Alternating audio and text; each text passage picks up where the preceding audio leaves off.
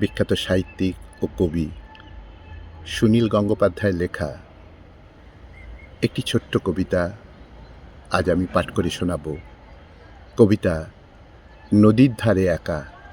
শুরু করছি।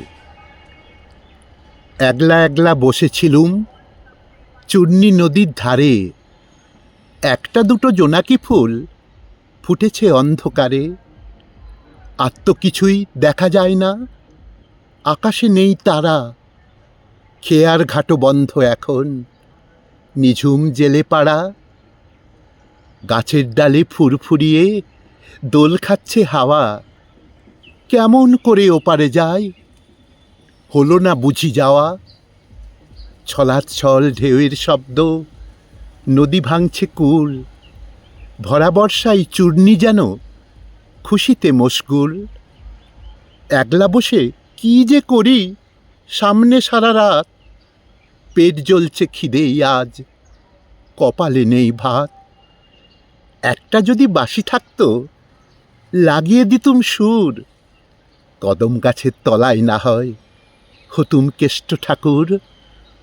রূপকথার গল্পগুলো হঠাৎ সত্যি হলে মন পবনের নৌকোখানি ভেসে উঠত জলে।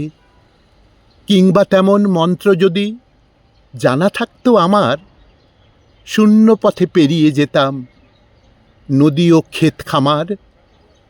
মেঘ ডাকলো দারুণ দেখি বিদ্যুতের ছটায়, একটা কাগজ পড়ল আমার পায়ের কাছটায়।